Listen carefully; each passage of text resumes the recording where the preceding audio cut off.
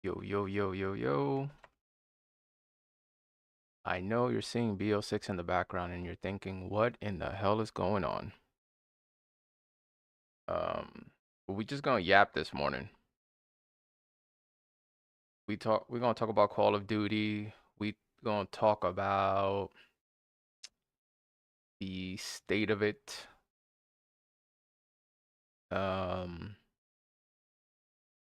We're gonna talk about what I personally think. What I personally think is affecting COD right now. I think hold on, I'm gonna start this matchup too, by the way. This is a bot lobby, so in case you're wondering. So yeah, let's chill with that real quick. Let me find. Hold on, I gotta find something here real quick.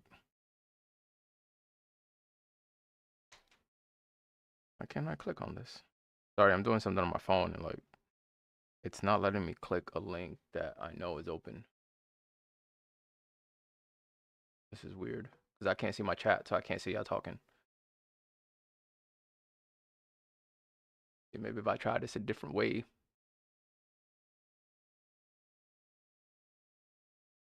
Let me see if I can find my own live stream over here. All right, there we go. What up, PG? Let me see if I can find my own live stream over here.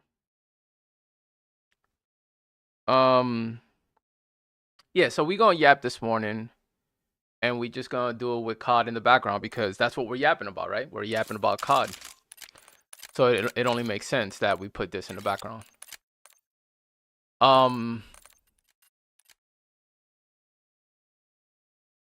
So I wrote this thing this morning where I was like,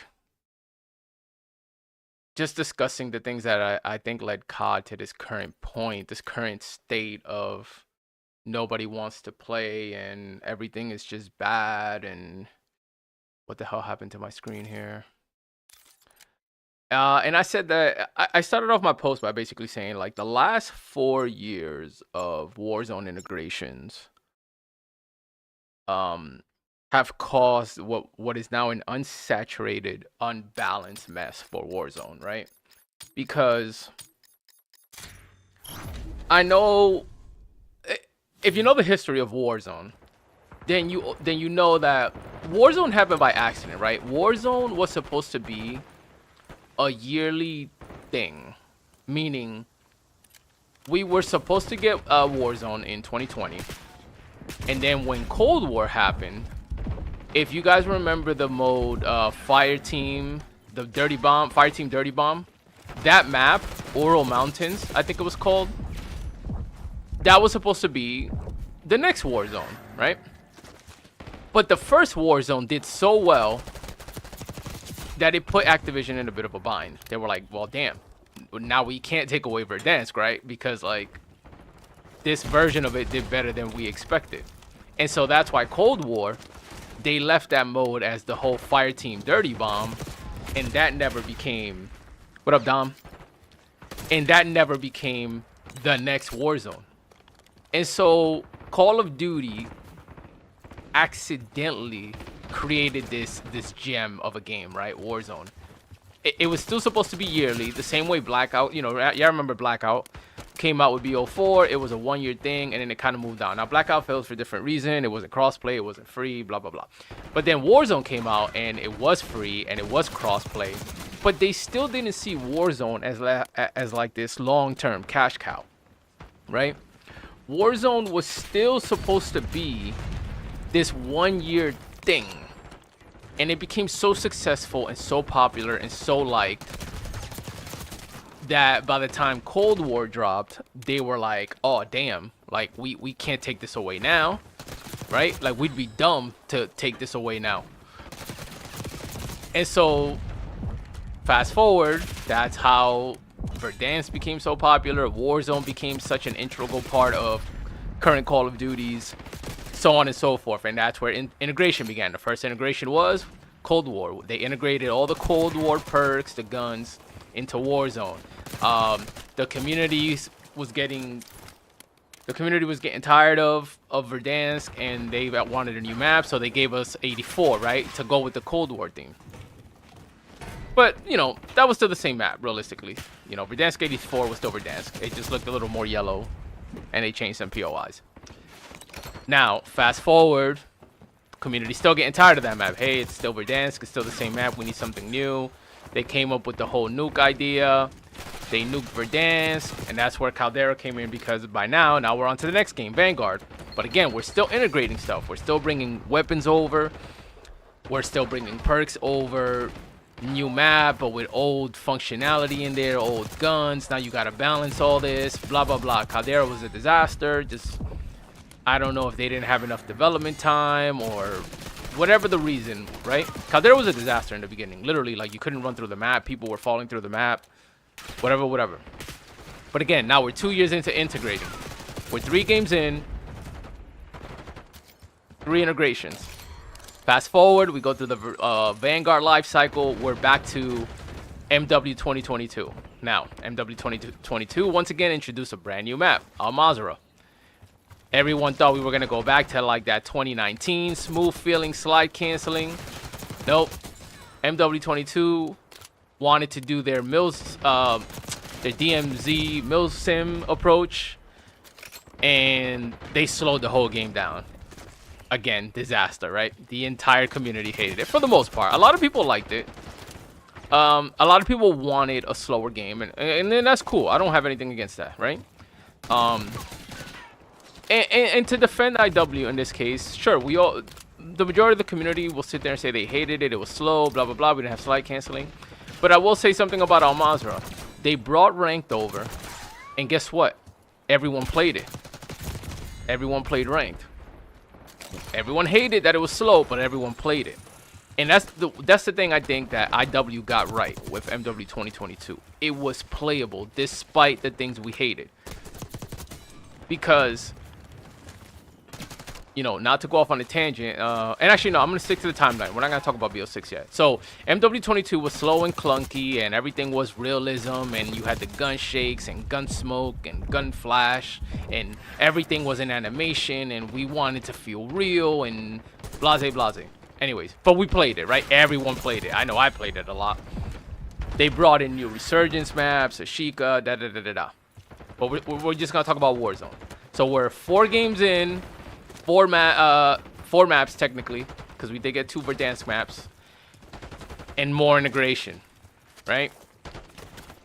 So fast forward, next game, MW3, they bring in a new Warzone map, Urzikstan. But once again, what did we do? Integrate from the previous game, previous guns, previous perks. Now we have to balance these guns, we have to balance these perks, all that good stuff. Still a disaster for balancing, but Sledgehammer, I think, probably handled the integration better than anyone up to date, right? Because MW3, after a couple months, not in the beginning, after a couple months, felt good. It was very playable. Now where did they mess up? We didn't have rank for MW3, which the entire community thought like that was the dumbest fucking move ever, right? We finally got Warzone feeling good, mostly. Playing good, mostly. And they don't give us rank. They give us ranked on Rebirth, right? Remember, Fortune's Key, Rebirth. They gave us ranked on the smallest maps. When they finally made Big Map feel good. So, historically, this company has done a very good job of just epic failures, right? Like, you know, 1 step forward, 3 steps back every time. Like clockwork. So they fixed Big Map, they fixed movement, balance felt okay, even though we always have these stupid broken metas where we use the same guns for like 6 months. But Big Map felt playable, and then they don't give us rank, and it's just like, what are we doing? What are we doing? The one time we want rank, the one time we need rank, is the one time you don't give it to us. So then we fast forward to now. BO6 comes out. Omni movement. They've been working on this thing for 4 years, right? Initially, we were supposed to get Verdansk with BO6.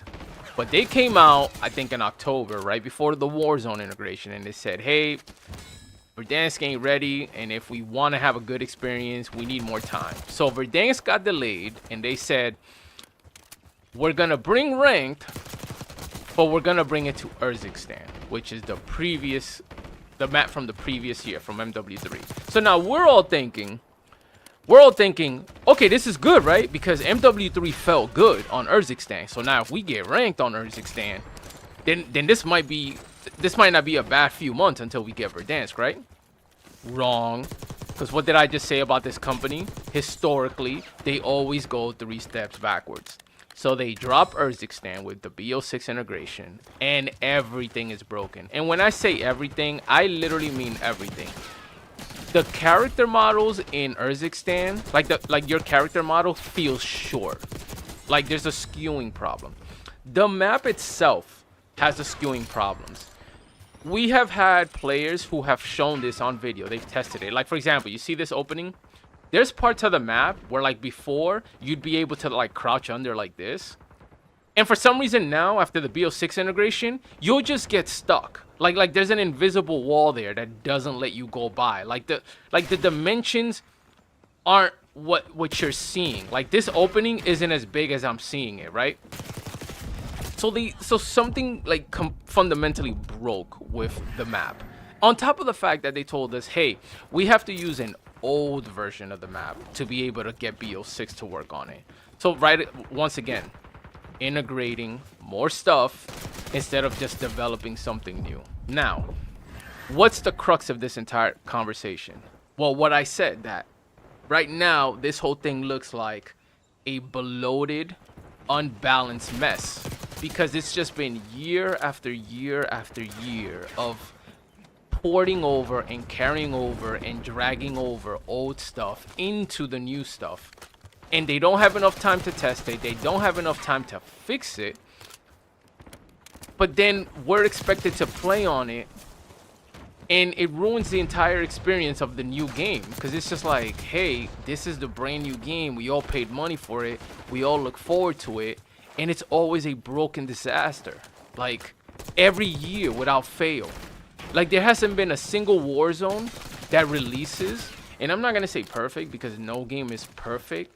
Gaming nowadays is far too complicated and sophisticated. No game is perfect, but I think Warzone, out of all the games, always delivers with the most game-breaking problems. And this year, goddamn, this year they take the title. Call of Duty has never been this broken. And I know every year we have the COD cycle, like we call it, where we talk about like, oh, COD's down bad, play something else. But no, this is different. This is like unplayable. Like last night, I'm watching AP and Legacy try to play. And for at least 2 weeks now, Legacy has been getting horrible lag, horrible packet bursts. He's been on like 200 ping every game. It doesn't matter how much he restarts his console. He restarted his modem at home. He reset everything. I think he even did like a whole repair on his game. He might have even reinstalled it. And every time he plays specifically, he's like on 200 ping. It's unplayable to him. And that's when he doesn't lag out, because that's the other issue. You got a bunch of players that just get lagged out the game. So now your whole party has to, everybody has to back out, queue back up, start the game all over again. You know, there's just so much fundamentally game-breaking things that it's like, no, like Call of Duty is truly unplayable for a lot of people. Now, you're going to have the people who are going to tell you, game's fine to me. I don't know what you're talking about. What up, Roughneck? You're going to have those people. And yes, like, everyone's perception is not everyone else's reality. Some people, for some reason that I don't understand, are not experiencing any problems. I don't know why that is. I don't have an answer for you. But you can't dismiss the people who literally cannot play the game right now. You can't dismiss those people because they're having a valid experience. You know, yeah, Dom, look, like you said, last time you played, you kept getting disconnected. That's happening to a lot of people. And there's no fix. And on top of the fact that there's no fix, what up, Warwick? On top of the fact that there's no fix, there's no communication from the company either, right? They're not saying anything about it. It's radio silence. And that's another thing that Activision and the Call of Duty Studios by Association, this is one thing they've been notoriously terrible at. This company will not communicate with its player base, with its paying player base. Okay? Because yes, Warzone is free, but the majority of the players on Call of Duty have paid for the multiplayer. Okay? The multiplayer is not free. So we are all paying customers who deserve an answer because the product we paid for is unplayable. Okay? So no matter how anybody tries to slice this for you and tell you to stop complaining, I'm a paying customer. I will not stop complaining. It's the very reason why I do these little rants. I am a paying customer. And the product that I was advertised is not the product I'm getting. And for a lot of people, the product is quite literally unusable. Those are the people who cannot play because they keep lagging out. They keep getting disconnected. They keep freezing in place. They keep falling through the map. It's an unusable product that they paid for. So what do you tell those people? Stop complaining about the money you spent? No, you can't say that to them. They spent their money the same way everyone else did. They paid for the experience.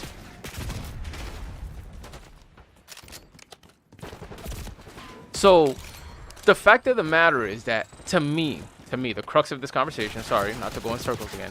The point of this conversation is, I think we hit a point where Call of Duty has done so many year-to-year integrations to try to keep Warzone running that it's like the bucket has spilled over now, right? If Warzone was a bucket of water, the bucket is full and it's been spilling over. And they keep trying to add more water to the bucket, but they don't want to start over, right? They don't want to empty the bucket and start fresh. Like this water is dirty now, and we need clean water. But they don't want to do that. They keep pouring. They keep trying to put clean water in mixed with the dirty water, and then they keep wondering why all the water keeps getting dirty. And it's just like you guys keep mixing the fresh clean water with the existing dirty water. Like that's what Warzone is. The bucket is full. It's overflowing. It's all dirty. You can see. You see stuff floating in the water and it's brown, and it's just like we gotta start fresh.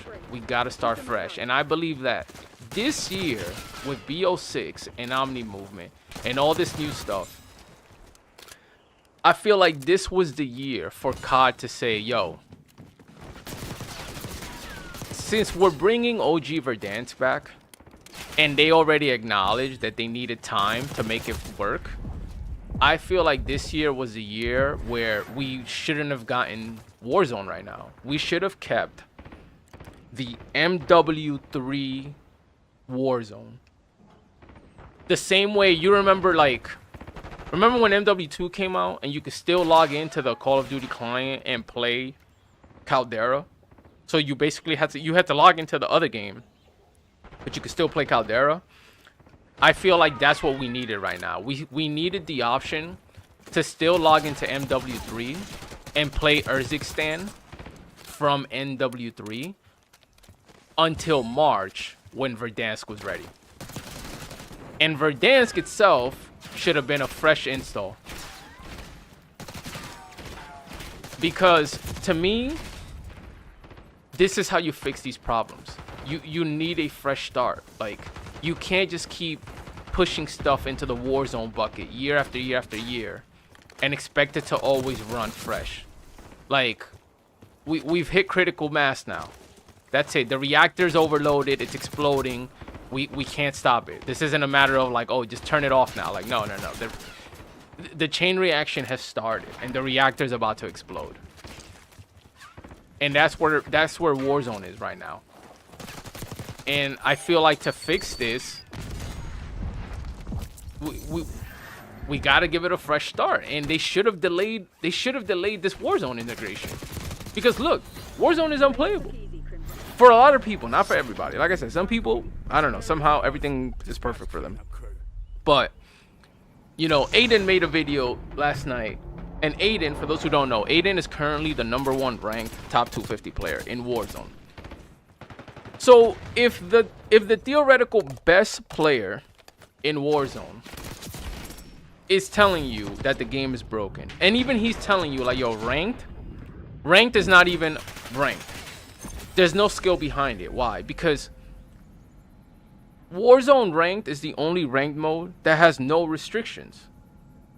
Meaning, if you play multiplayer ranked in Call of Duty, you know right away that you can't use all the guns, you can't use all the attachments, you can't use all the tacticals and lethals because it's a skill set game mode. You're limited to what you can use. But when you play Warzone ranked, there are no restrictions.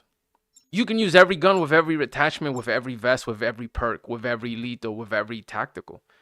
There's no skill being measured in Warzone ranked. It is a hand-holding simulation of skill. And Aiden is saying it. He's saying there's too much cheese in ranked. There is too much cheese. Everyone uses the bandolier perk to get extra tacticals and lethals. Everyone uses the vest. So everyone has 4 grenades and 4 gas grenades. You know, it's an unbalanced mess. If the best player in the game is telling you there's a problem, I think everybody needs to listen. Because normally, the best players are going to tell you, oh, just get better, just get better. But the best players are literally telling you the game is broken. So what does that tell you? You know the game is broken when the best players are not just telling you to get better. They're literally saying like, yeah, no, this is a disaster. So, you know, Aiden went on his little rant. And like he said, he's not going to play this game outside of commitments to sponsors that he has. He's not going to play because he's the #1 ranked player. And even he's like, yo, this game, it's pointless to play this game. It's pointless. Think about that. He is the best player in the game by ranking, and he doesn't want to play it. What does that tell you? That tells you there is a problem. And it's the oversaturation, the lack of balance, the lack of attention, the lack of communication. You know, it just COD needs an overhaul. And obviously it's too late now, you know, like I'm speaking like it's future tense, but I feel like this was the time for Call of Duty to not integrate Warzone, leave us with MW3 Warzone, and say, hey, the new Warzone integration will happen in March with Verdansk. So for the next 5 months, y'all gonna play MW3 Warzone, y'all gonna hold off, and we're gonna do right by you guys.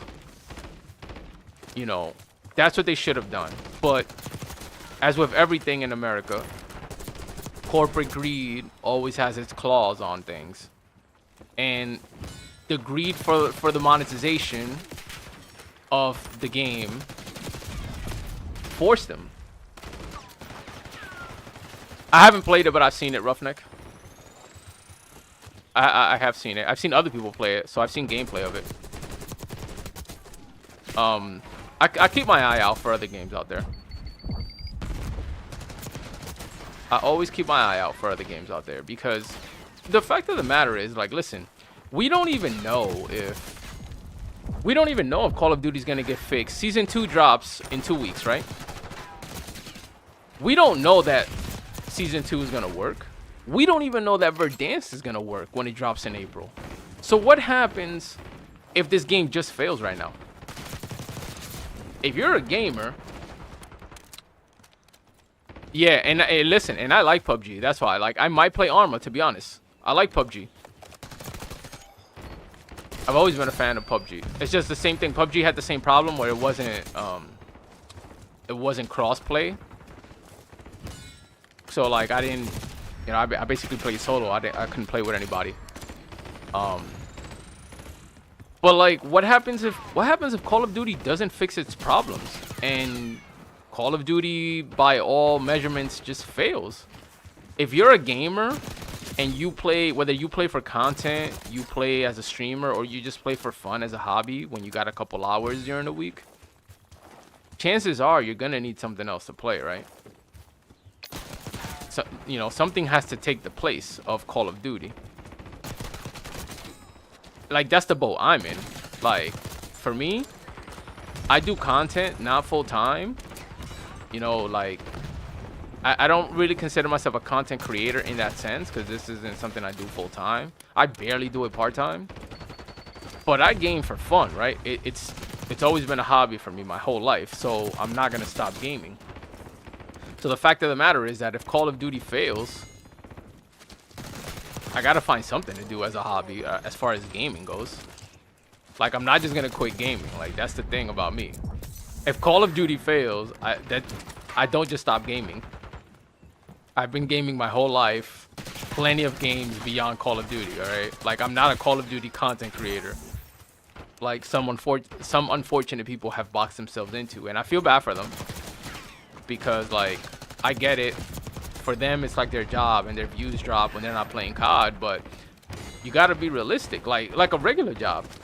It's like if your regular job starts laying people off and the company's about to close, let's say. You gotta find another job, right? And that's how it feels like with COD. It's like, what happens if COD fails for a year and they have to reinvent themselves? Well, what are you gonna do for that year? You're just not gonna stream? If this is your full-time job, you're gonna have to stream something else, right? So the reality is that I think this is something real that everyone needs to keep an eye on. Is if COD fails, even if it's just for a year, you still need to figure out what you're gonna do for a year. You know, for those people. For me, that it's easy. I'll play whatever. Like, I'll play a variety of games every single night if I have to. Like that. I'm unaffected, but I'm not naive enough to not understand the situation that other people are in. Right? I understand other people. This is their job. This is all they do. They play video games for a living. They get paid. They have sponsors they work with. They do ad gameplay that they work with. I get it. This is their job. But there's the unfortunate people who they only play COD. They only make money from COD. So what happens if COD's not around for those people? It's like literally being unemployed. That's not a good feeling for anybody, and I don't wish that on anybody. But I just want Call of Duty players to open their eyes to reality. Like, this is a possibility. Because right now, look, Call of Duty content is down. People putting out Call of Duty videos, all their views are down. People who stream Call of Duty, their views are down. So realistically, think of this like a regular 9-to-5 job where you got to report into a company. What happens if the company lays you off? Or what happens if the company closes because they're just not selling enough of whatever product they sell, and you got to look for a new job? That's the question that full-time COD content creators need to ask themselves. What happens if Verdansk doesn't deliver and your views plummet? And your revenue by association plummets? You better find something else to play. You know? You better find something else to play. Some people are not going to struggle with that. But there's a lot of people who will. And I'm just here to be a warning for you guys. I'm not here to fearmonger. I'm not here to hate. I respect it. Like I said, I understand it's your jobs. I respect the hustle. But I want y'all to also be realistic. Don't let that ship crash and you're left without a boat. Because you didn't come up with a plan. You wanted to be stubborn and just be hopeful and shit. Sometimes in life, hope is not enough. And I don't mean to sound like a doomer, but it's the reality. Sometimes in life, hope is not enough. Sometimes shit happens. Shit goes bad. No matter how much you wish for it to go good, it just doesn't. That's life. Okay? Because I could say that. Look at X-Defiant, man. I could guarantee you all those developers who worked at Ubisoft, I promise you they didn't wish to get laid off. I promise you they didn't wish that the game didn't do good, because this was their job. And now all those people have to look for jobs now. All those people have families too. So I promise you they're not wishing for the game to die. And that's why I'm not here wishing. I don't want COD to die. COD's been one of my favorite video games for a long time. But if it falls off for a year or two, I'll be good. But I don't want to see other people not be good because they put all their chips in one basket, is all I'm saying. I think there's enough for everybody to eat out here. But just don't be stupid, man. Just don't be naive. Just don't be naive is all I'm going to say.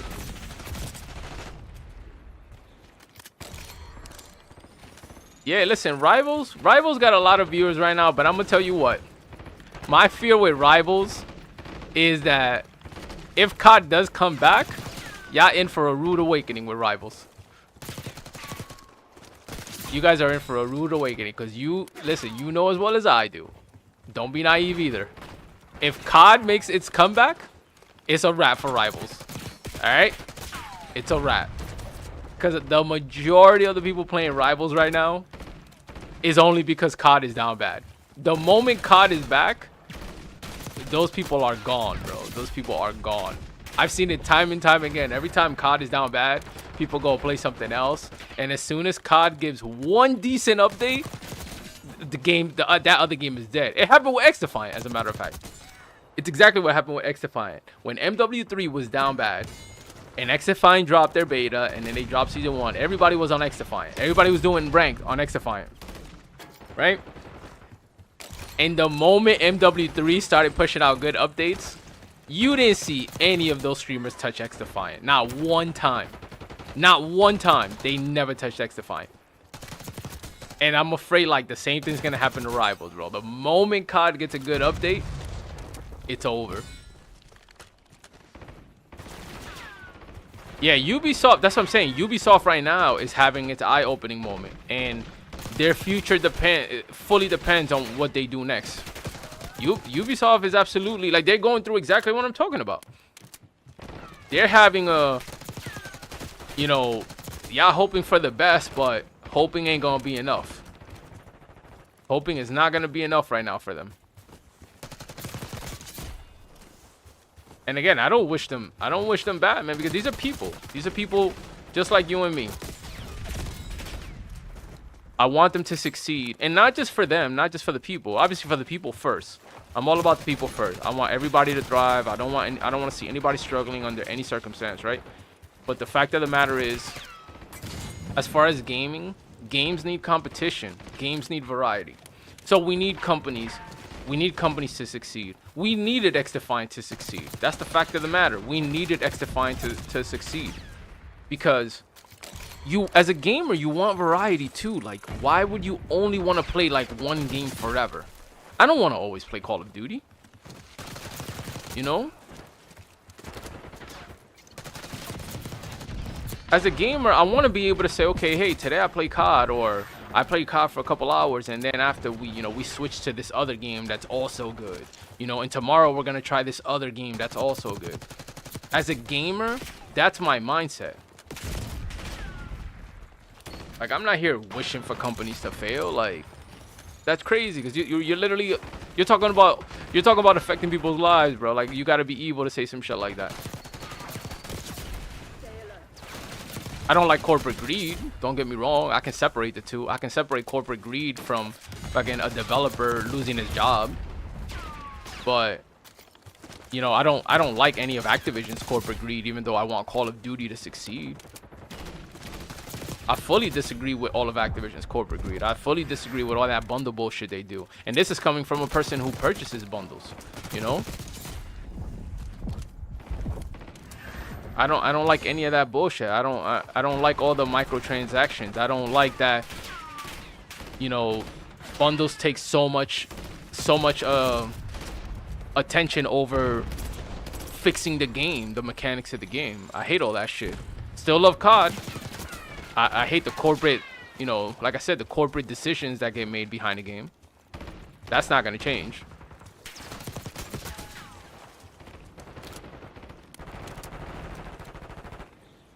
Yeah, but the money is because of the microtransactions, Savage. Because if you look at their quarterly earnings report, which is public, anybody can view it.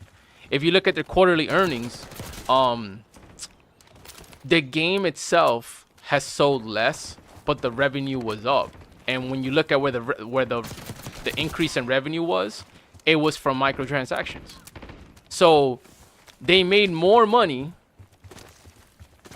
They made more money this year while also selling less games. Less copies of the games. Why? Because microtransactions were up. Why do you think they're pumping out like almost daily bundles? They want to saturate the store with so many bundles to just eventually force people to buy something. Right? So like instead of dropping like one bundle every 2 weeks, they're dropping like one bundle every week, or like one bundle every 3 or 4 days. And eventually, they're just hoping that somebody bites and says, fine, I'll buy this bundle. And so that's why revenue is up. You know, that's why money ain't down year to year. You know, microtransactions. That's the key. Especially when you have a free game. Warzone is free. So in order to monetize Warzone, what do you have to do? You gotta sell bundles. There's no other way around it. You gotta sell bundles. So, like, I agree with your point, but you know, the reports speak for themselves. Yeah, the bundles changed the game because I don't know if you guys saw that report that came out a couple days ago where they said like how much money it costs to make each game. Where like Cold War cost like 700 million, and MW19 was like 600 million dollars.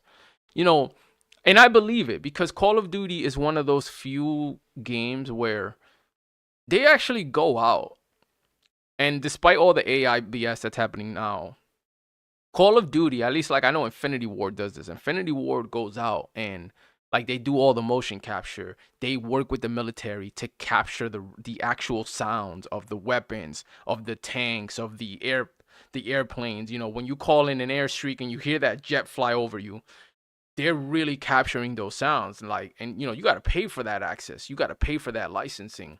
And that takes a lot of money, right? So I can understand why it'll cost them $600 million to make a modern warfare game. Yeah, no matter how they get the money, shit is the way it is because of that. You're right. That's why I said I agree with you. I agree with you. Um, you know, but the fact of the matter is that to me that's part of the fundamental problem, right? They figured out a way to monetize the game beyond just selling copies of the game. So my problem is if you guys have figured out how to still make that same ridiculous amount of money, why aren't you pumping some of that money back into the core fundamentals of the game to make the game work? Like, why are the servers so bad?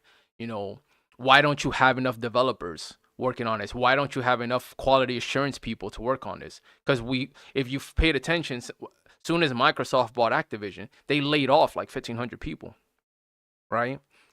So it's just like, you guys keep laying people off while you're making record profits, and then these games like they're delivering half-ass games to us, and that's why I said it's corporate greed. The corporate greed of it is fucking these games over because it's not a money issue. They're making more money than they've ever made by selling less physical copies of the game. Well, not physical, but you know, by selling less copies of the game. Yet the games are worse than ever. You know, the games are worse than ever because I can understand, like, if you're like a Ubisoft and XDefiant, they're working on a limited budget. So it's almost like Ubisoft has to had to make XDefiant competitive with Call of Duty on a fraction of the budget. That's harder to do, right? That's much harder to do. It's not impossible. It's just more difficult. Whereas Call of Duty, they literally have deep pockets. They have unlimited pockets. And yet their game for most players is physically unplayable. So it's not a money issue. It's pure greed, bro. It's pure greed. And that's the shit that pisses me off. That's the shit that pisses me off. And that's not at the devs, because if you've worked for any corporate company, if you work for any company, fuck, you could work for Subways right now. And there's shit you just can't do, right? If you work for Walmart, Target, wherever, there's stuff as a regular employee, there's stuff you just can't do, right? You have a boss, a supervisor, your boss has a boss, there's a regional manager, like there's all these rules and red tape. A regular employee can't just do whatever they want. So that's why a lot of times, like, I get it, we speak out of frustrations and we say the devs, but it's not the devs who are making or not making these decisions. It's the higher ups. The higher ups are limiting the innovation and the growth. And a lot of it comes because somebody at the very top in the fucking boardroom is like, yeah, we know the game is broken, but how do we get more fucking bundles out to the players? How do we sell more bundles? How many bundles have we designed this week? You know, like, that's the kind of shit that happens from the top down. The people at the bottom don't have a choice. I promise you, the people the devs at the bottom know goddamn well that, hey man, the game keeps crashing every time somebody changes their operators. And somebody at the top is like, yeah, we'll address that later. Make sure the fucking store still works. So, Yeah, record profits don't get broken listening to us. That's exactly the problem. That's exactly the problem because the dudes who are just looking at the fucking the financial reports, that's all that drives them. It's how much money did we make this quarter? How much more money did we make this quarter? How much more money did we make with this game versus the last game? How much more money can we make with the next game versus this game? You know what I'm saying? Where can we cut costs? Who can we fire? Do we need to let go of anybody? You know, how do we save more money to keep making more money? Meanwhile, the game is on fire. You know, and that's why I said, like, I know generically we blame the devs, but I know it's not the devs. It's the higher ups, the people with the power to make the decisions. It's their fault. It's their fault. The devs are the guinea pigs because it's easy to just blame the devs. It's easy to just say, you know, but that would be like, you know, like I said, to give you the example, let's say you worked at Walmart and you were just a cashier, nothing else. That would be like me going to buy an item, a TV at Walmart, because the website said your store had it. I drive to your store, I go get this TV. You know, it's sold out, or y'all don't have any in the store. And then I get pissed because I'm like, what the fuck? Your website said you had one here. That's why I drove over here. And then I look at you, Savage, the cashier, and I was like, this is your fucking fault because you work here. Why don't you update your website? But you don't you don't manage the website. You're literally just a cashier for that store, for that Walmart. And that's kind of like what the Call of Duty community does with the devs. Like, they yell at the literal wrong person. You know what I'm saying? We're yelling at the cashier, and the cashier's looking at us like, bro, I don't manage the website. I don't manage inventory. I have nothing to do with that. I'm just the cashier. I cash you out. But again, because it's easy, right? It's like a cop out for us, the community. It's a cop out to just point the finger at the first person we see, because like, but the reality is that a lot of us know that's not how it works, right? Like, a lot of us know it's not the devs. But the sad part is there's a lot of people out here who are literal fucking idiots, right? There's a lot of people who are literally stupid, and they think every developer at Activision has the same power. Like, it's sad, but there really are stupid people who just think like every single developer who works at Activision has equal power and they can fix any problem at any time. They just don't want to. And it's just like, a lot of you clearly have never had jobs, and even worse, a lot of you clearly have never worked for like a gigantic corporate company. Y'all really have no idea how things work in the real world, you know? It's just like, it's sad because, I'm not even talking about like the younger kids in the community. There's full grown adults in the Call of Duty community who just literally have no clue how anything works in the real world. They literally just be like, if the devs wanted to fix it, they could just fix it. Not if they have to get through the corporate red tape and somebody's saying, no, we're not focusing on that right now. Which is what got us to this problem. You know, that's why Raven Software literally said, like, yo, Verdansk was supposed to drop in November, and Raven Software was like, yo, it's not ready. It's not ready. We're telling y'all right now, it's not ready. And if we drop it, no one's gonna play it. It's not ready. And somebody, some higher up had to fucking swallow a hard pill and say, okay, fuck it. It's not ready. You know? But that's what it is, man. It's all corporate greed and monetization, and the money leads the way now with Call of Duty. That's why a lot of people always talking about like, oh, we don't, you know, Call of Duty's not the same it used to be. You know, Call of Duty is not what, when I was growing up playing COD, it's not the same. No, it's not. It's not the same, and it never will be the same. We've entered the capitalism era of gaming. That's why no games feel the same. Games get rushed to get out. They try to cash out their money up front, but with the sales, and then you wonder why like games die so quick, and people be like, damn, this game got no support, it was so good, because it's all a cash grab. It's all a cash grab. Is drop a game, sell as many copies as you can that first month, and that's it, move on. It's all a cash grab now. That's why gaming don't feel the same a lot. That's why games die so quick. It feels that way, but it's because it's the corporate greed behind gaming. There's very few companies out there that still putting their heart and soul into things, but the majority of them just want the quick cash out. So that's it. That was my morning yap for today. And I figured I'd do it in a bot lobby because I'm not playing pubs and COD. COD is broken right now. So at least in a bot lobby, it's somewhat of a controlled environment. So I appreciate y'all. I appreciate y'all stopping by, listening to me yap. But that's all I got.